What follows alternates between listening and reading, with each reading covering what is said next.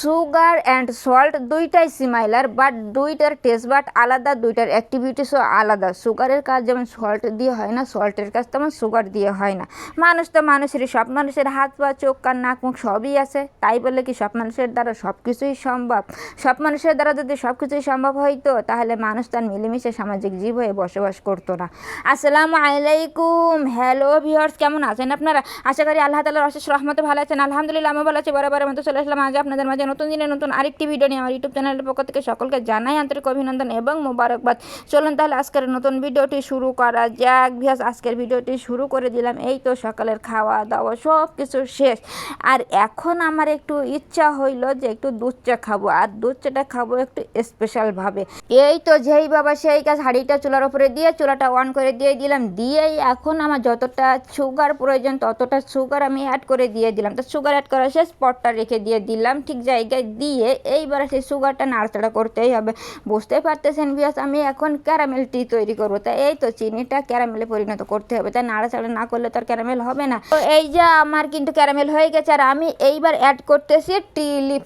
আর এইটা সবসময় খেয়াল রাখবেন, ক্যারামেল চা তৈরি করার সময় টি লিফ সবসময় হাফ দিবেন, অর্থাৎ সচরাচর চা তৈরি করার সময় যে টি লিফগুলো দেন তার অর্ধেকটা পরিমাণ এই চা তৈরি করার সময় দিবেন, তাহলে অনেক ভালো লাগবে।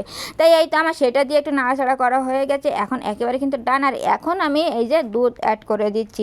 দেখতেই পাচ্ছেন আমি 250 গ্রামের মতো দুধ নিয়েছি এখানে, আর সেই সম পরিমাণ ওয়াটার এখন আমি অ্যাড করব। একেবারে কিন্তু পটে মেপে তারপরে মেজারমেন্ট করে নিয়ে তারপরে দিয়ে দিচ্ছি। কম বেশি হলে কিন্তু টেস্টটা নষ্ট হয়ে যায়, কিন্তু আমি মাপে মাপে সব কিছু দিয়েই দিলাম। এই তো সব কিছু আমার অ্যাড করা হয়ে গেছে, আর এখন শুধু আমার একটাই কাজ, সেটা হলো অনবরত নাড়াচাড়া করতেই হবে। আর এইটাই হলো এই চার বিশেষত্ব, এইটা নাড়াচাড়া করা। দেখতেই পাচ্ছেন চাটা আমার হয়ে গেছে, অলরেডি ফুটতেছে। তাই এইভাবে এখনও কিছুক্ষণ নাড়াচাড়া করতেই হবে। তাই সেইটা আমি কিন্তু নাড়া বন্ধ করতেছি না, যত নাড়া যাবে ততই চার টেস্টটা বেশিই হবে। তো এই যে নাড়তেই আসি নাড়তে নাড়তে যখন দুধটা একেবারে ঘন হয়ে যাবে তখন কিন্তু চাটা নামাই নিতে হবে। আমারটা হয়ে গেছে, আমি এইবার কিন্তু এইটা চুলাটা অফ করে চাটা কিন্তু নামাইয়ে নিচ্ছি। আর এখানে আমি কোনো ছাঁকনি ইউজ করব না, এই তো টি লিফটা তলায় পড়ে যাবে আর আমি উপর থেকে দুধটা মানে চাটা নিয়ে নিব। তো এই তো চাটা আমি দেখতেই পাচ্ছেন ঢেলে নিচ্ছি। তা ভিউয়ার্স, এই যে চা তৈরি করার প্রক্রিয়াটা আপনাদের কাছে কেমন লাগলো অবশ্যই কিন্তু জানাবেন। জানি আপনারা সবাই এইভাবে তৈরি করে খাইছেন, অনেকের দিন থেকে এই চাটা চলতেছে, অনেকেই খাইছেন। আমি আজকে প্রথম ট্রাই করতেছি, তা মাশাআল্লাহ অনেক সুন্দর হয়েছিল। তা আপনাদের কাছে কেমন লাগলো অবশ্যই কিন্তু জানাবেন। আর যদি আপনাদের কাছে বেটার রেসিপি থাকে তাহলে কিন্তু অবশ্যই দিতে পারেন, আই উইল ট্রাই। তা যাই হোক, আমার কিন্তু হয়ে গেছে। আর এখানে মানে চামচ দিয়ে নেড়ে দেওয়ার কোনো প্রয়োজন হয় না। তারপর আমি চামচটা নিয়ে নিয়েছি, যেহেতু অভ্যাস আছে চা তৈরি করার যে চামচ দিয়ে চিনি মিশাতে হয়, সেই অভ্যাসের কারণে কিন্তু দিয়ে একটু নেড়ে নিয়ে নিলাম। তা আমার হয়ে গেছে, এবার চাগুলো আমি উঠাবো। তা এই তো হয়ে গেছে, আর আমি একটা থালা নিয়ে সেই থালায় করে চা নিয়ে চলে যাচ্ছি। যেহেতু 4 কাপ করতে হবে, 1 কাপ হাঁড়িতে আছে, ওটা কোনো ঢালা হয় না। তো এই যে কেমন লাগলো, আর আপনারা কে কে তৈরি করে খাইছেন সব কিছু মিলাই অবশ্যই কিন্তু জানাতে পারেন। ব্যস্ত যাই হোক, চাটাগুলো খেয়ে নেই। এইবারে চলে আসলাম এই তো বাইরের কাজে। বাইরে আব্বু এখানে বাসায় আসলো, জামাটা খুলে দিয়েছে, এবার তো ধুতেই হবে। তাই প্রথমে তো একবার ধুলে হবে না, প্রথমে একটু এই যে বালতিটা যেহেতু লোড আছে, প্রথমবারে একটু ডলা দিয়ে থাবা দিয়ে প্রথমবার একটু ধুয়ে তারপরে আমি আবার ভিজায় রাখবো। তা প্রথমবারে এই তো আমার হয়ে গেছে ধোয়া, মানে প্রথমে একবার হয়ে গেল। এই বালতির পানিগুলো আমি ফেলাই দিয়ে দিলাম, দিয়ে আবার লোড হতে থাক। আর এইখানে যে একটু আগে চা তৈরি করে খেলাম সেই সবগুলো তো এখন আবার পরিষ্কার করতে হবে। তা ওইটা এখানে আমি সময়টা ওয়েস্ট না করে ওদিকে বালতিটাও লোড হতে থাক। আর এই দিকে আমার এই যে কাপ আছে, যে হাঁড়িতে চাটা তৈরি করলাম, ওগুলো সব আমি গুঁড়া সাবান দিয়ে সুন্দর করে পরিষ্কার করে নিই। তাই এই তো প্রথমে তো ধুয়ে নিতে হবে, তাই না? তাই এই যে সেইটাই করে নিচ্ছি। প্রথমে আমি পানি নিয়ে হাঁড়িটা ধুয়ে নিলাম এবং হাঁড়িটাতে আরেকটু পানি নিয়ে নিচ্ছি। আর এদিকে বালতিটা টেনে দিয়ে দিলাম, বালতিটাও লোড হতে থাকে, এদিকে আমার কাজটাও চলতে থাক, তাহলে একসাথে আমার দুইটা হয়ে যাবে। তাই এই তো আমার কাপগুলো ধোয়া শেষ।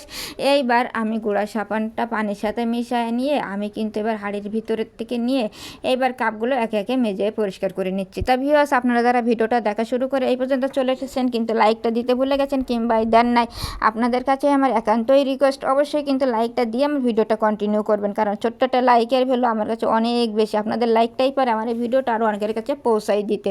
তাই অবশ্যই লাইকটা দিয়ে আমার ভিডিওটা কন্টিনিউ করবেন। আর আপনাদের মহামূল্যবান মন্তব্য, যেটার কারণে আমি সবসময় নতুন ভিডিও তৈরি তৈরি করতে ইন্সপায়ার্ড হই, অবশ্যই সে মহামূল্যবান মন্তব্যটা দিয়ে আমাকে একটু নতুন ভিডিও তৈরি করার ক্ষেত্রে ইন্সপায়ার্ড করবেন। আর যদি আমার ভিডিওর কোনো একটু অংশ আপনাদের কাছে বিন্দুমাত্র হলেও ভালো লেগে থাকে তাহলে অবশ্যই একটু বন্ধু হয়ে থাকবেন, আর আপনাদের প্রিয় বন্ধুবান্ধবদের মাঝে আমার ভিডিওটা শেয়ার করে দিয়ে আমাকে একটু সাপোর্ট দিবেন। তা দেখতেই পাচ্ছেন ভিউয়ার্স, আমার কিন্তু হয়ে গেছে এইগুলো। এইবার আমি এক একে ধুয়ে নিব। তা প্রথমে আমি এই যে পাতিলটা আছে, হাঁড়িটা আছে, সেইটা ধুয়ে নিলাম, আর এক এক করে এখন আমি কাপগুলোও ধুয়ে নিয়ে নিব। এই তো খাওয়ার সময় খাওয়া যায়, কিন্তু খাইতে গেলে যে কতটা হাঁড়ি পাতিল থালা বাসন ময়লা হয় সেইগুলো পরিষ্কার করতে মাজতে সেইগুলো যে কত সময় লাগে তাই যারাই করে তারাই বোঝে, তাই না ভিউয়ার্স? তা যাই হোক, আমার কিন্তু এইগুলো হয়েই গেছে, আর একটাই বাকি আছে, সেটাও আমি ধুয়ে নিয়ে নিলাম। আর এই তো একটা স্পুন আছে, সেটাও এখন শুধু ধোবো, হয়েই যাবে। স্পুনটা ছোটো আছে তো এই তো সেটাও ধোয়া হয়ে গেলো। তা মোটামুটি ধোয়া শেষ। এইবার আমি শুধু এখান থেকে জামাটা ধুয়ে উঠাতে পারলেই তাহলে আমার এখানের কাজ মোটামুটি এখনকার মতো ডান। তাই এই তো জামাটা যেহেতু আমি আগে একবার ধুইছি, আর এখন আরেকবার একটু ফ্রেশভাবে ধুয়ে নিলেই হয়ে যাবে। তাই এই তো মোটামুটি মানে পানির ভিতরে চুপাই ধুয়ে নিয়ে নিলাম, নিয়ে এখন এবার একটু পানিটা সরাই নিলাম। তাই এই তো আমার হয়ে গেল জামাটাও ধোয়া।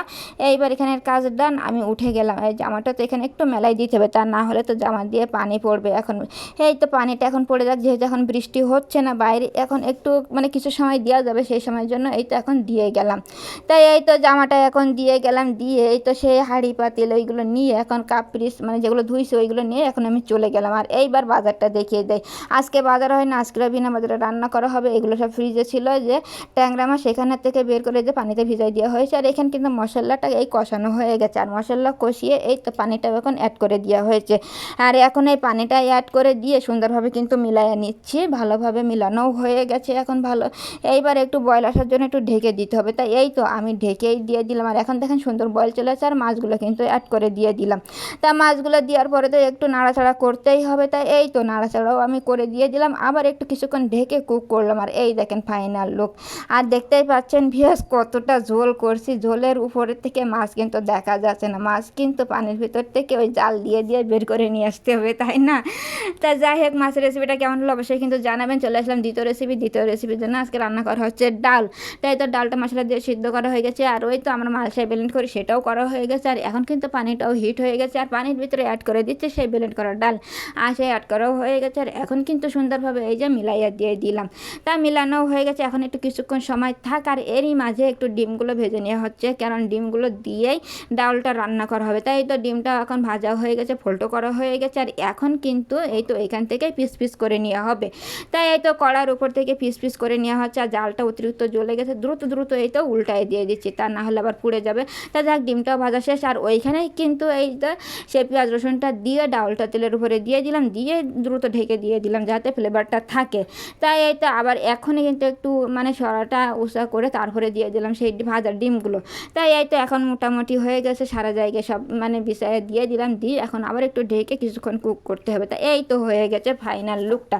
তা কেমন হলো ভিউয়ার ডাউল রান্না, আর কে পছন্দ করেন অবশ্যই কিন্তু জানাবেন। তা সব মিলাইয়া আজকের ভিডিওটা আপনাদের কাছে কেমন লাগলো অবশ্যই কিন্তু জানাতে ভুল করবেন না। ভালো লাগলে বন্ধু হয়ে থাকবেন। আজকে আপনাদের কাছ থেকে বিদায় নিয়ে নিলাম। আল্লাহ হাফেজ, আসসালামু আলাইকুম।